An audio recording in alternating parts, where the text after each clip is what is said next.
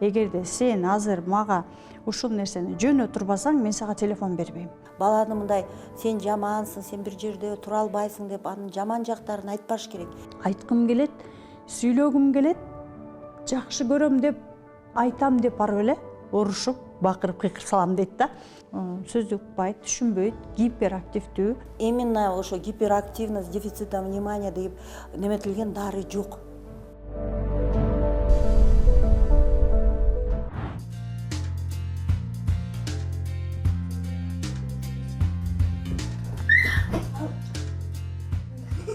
Көңүл буруунун жетишсиздиги деп айта турган болсок да, биздин адамдардын психикасынын негизги талаптары болот.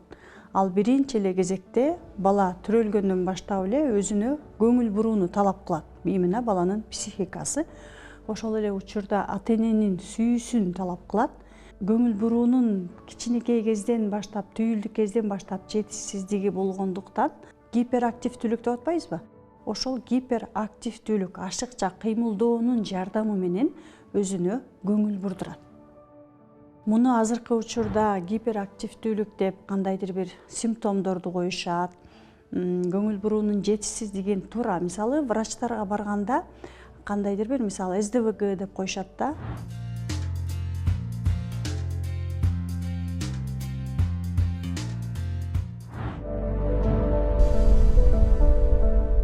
Оюн бир жерге бала токтото албайт, бир ордунда тура албайт, көпкө бир нерсени чече албайт, сөздү көп түшүнө бербейт, уга албайт да, аягына жетпейт, көпкө чейин мисалы отура албайт.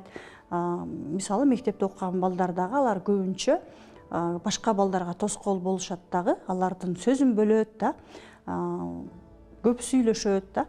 Себеби дегенде, да, медицинанын көз карашы менен караганда бул менин кандайдыр бир нарушение деп коебуз го, менин кандайдыр бир бөлүктөрүндө нарушение болгон болот. Причина ал бир нече концепцияларга бөлүнөт да. Тукум кууп берилет. Эркек балдар 3 раза чаще встречаться деп эткен да, кыздарга караганда. Ал дал ошол апасы боюнда бар кезинде кандайдыр бир ооруган болсо, мисалы грипп болгон болсо, же кандайдыр бир инфекциялар менен ооруган аркылуу төрөлгөн болсо, ошол учурда да ушундай кандайдыр бир гиперактивдүүлүк менен бала төрөлөт. Эгерде сен азыр мага ушул нерсени жөнө турбасаң, мен сага телефон бербейм.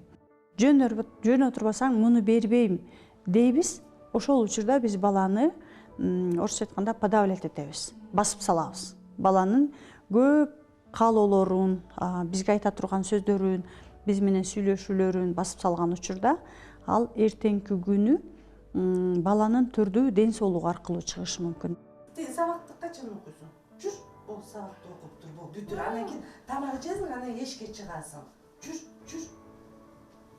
Эн аталары вот ошол балдасынын жанагы гиперактивныйлыгын билип, да, вот ошого биз айтып атпайлыкпы, эн аталар менен чогуу иштейбиз депчи. Биз направление беребиз да, вот спорт менен заниматься этсин, плавание менен заниматься этсин, обязательно физкультура должна быть депчи. Ошол балдар в основном подвижный образ, вот профессиясында более подвижный болушат алардыкычы. Вот. А кыздардыкы, вот если кыздардыкын тоже не лечить, булар деле во взрослой жизни, вот биз в основном наблюдать этебиз, это эмоционально лабильный кыздар болот. Настроение бат-баттан өзгөрүлүп туруп, анан кийин мындай кичинекей замечанияга мындай ыйлагылары келип, урушкулары келип, импульсивный болушуп, вот ошондой болуп неметишет да. Анан кийин обычно ушундай адамдар вот с дефицитом внимания, с гиперактивностью, конечно, им очень сложно вот во взрослой жизни, да. Эгерде балага биз толук кандуу көңүл бурсак, баланын гиперактивдүүлүгү азаят жана чөйрөнүн көңүлүн өзүнө бурбай калат. Бирок таң калыштуусу, биз эгерде ошол нерсени өзүбүз албасак, өзүбүзгө убагында сүйүү, мээрим, жана кучактоо аркылуу сүйүү жетишпесе, айткым келет, сүйлөгүм келет, жакшы көрөм деп айтам деп барып эле урушуп, бакырып кыйкыр салам дейт да. Айта албайм дейт ошол сүйүүнү. Эмнеге? Анткени ал эне өзү алган эмес ошол нерсени. И ошол эле учурда, мисалы, башкаларга айта албаган сөзүбүздү дагы биз балдарга айтабыз. Ошондо да бала гиперактивдүү болот да. СДВГ синдрому менен страдать эткен бала жалаң эле бала жабыркабайт. Анын жанындагы окуучулар жабыркалайт сkem, анткени ал аябай импульсивный болот, бир жерде тура албайт.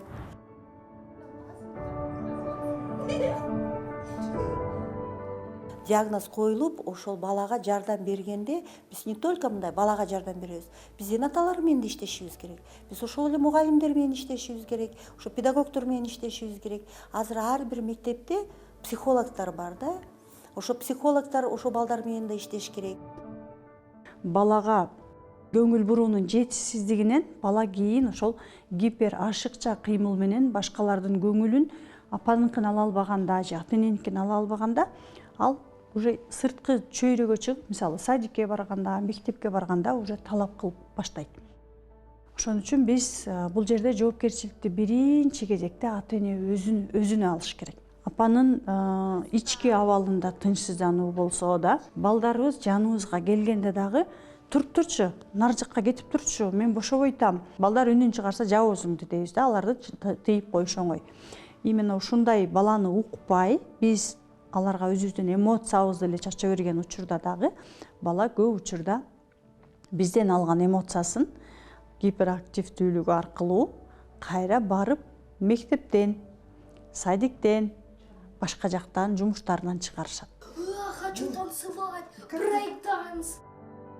Баланы мындай сен жамансың, сен бир жерде тура албайсың деп анын жаман жактарын айтпаш керек. Наоборот, ал баланын күчтүү жагын, жакшы жагын айтып баланын самооценкасын көтөрүп, баланы мактап, ошо балага деле айтыш керек, сен мага жардам бер. Вот психолог, мугалим деле, вот сен тынч отуруп, баарына пример көрсөт, сен мага жардам бер десең, бул баланын вот отношение мындай мамилеси өзгөрөт. Баланы көбүрөөк колдоп, кучактап, жылуулугун берип, тынчтандыруу керек. И ошол эле учурда ата эне биринчи кезекте өзүн угуу керек. Анан балдарын укса, ошондо дагы аябай көп жардам бере алат ата эне балага. Ушул кырдаалдардан гиперактивдүүлүктөн оңой чыгып кете алат балдар. Врачтарга барып турушубуз керек, педиатрларга барып, алардын кеңештерин угуп, алардын жазып берген сунуштарын аткарышыбыз керек. Азыр көп эле жаш мамочкалар өздөрү телефондо отурушат. Балага көп көңүл бурушпайт, бала менен көп сүйлөшпөйт, балага мындай китеп окуп беришпейт, нужный направление беришпейт. Вот ошол жактан баары неме болот. Ошо бала менен сүйлөш керек, бала менен ойнош керек. Баланын режимин обязательно түзүш керек. Канчада уктайт, канчада турат.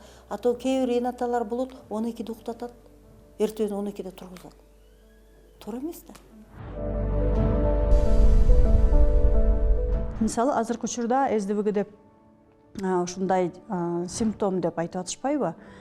Бул кандайдыр бир деңгээлде оору эмес, бул жөн гана симптом да, бул дарылаганга болот. Бала апанын ичинде жүргөндө эле уже врачтар айтып башташат. Гипертонус деп коет. Баланын тонусу ошол жактан эле билинет. Эми энаталарга бере турган кеңешим бул СДВГ синдрому менен баланы аябай жакшы көрүш керек. Ал балага аябай көңүл буруш керек. Эгерде ата энелер азыркы учурда сиздердин балдарыңыздар гиперактивдүү болуп атканын көрүп атсаңыздар да, же көңүл буруунун жетишсиздигин көрүп атсаңыздар, ата эне биринчи кезекте балага сиз азыр керексиз, эртең балаңыз чоңоюп кетет. Ошон үчүн ата энелер биринчи кезекте балдарыңыздарга көңүл буруңуздар, балдарыңыздарды кучактаңыздар, жакшы сөзүңүздөрдү аябаңыздар. Бала ушул эле абал менен кете берсе, баланын психикасы калыптанып кете берет дагы. Кийин ушул нерсе менен иштеш көп кыйынчылык жаратат. Ошон үчүн эч качан эртеңкиге таштабаңыздар, эртеңкиге калтырбаңыздар. Өзүңүздөрдүн сүйүүңүздөрдү балдарыңыздардан аябаңыздар. Анткени баланын эртеңки жашоосу бул ата эненин бүгүнкү жоопкерчилиги.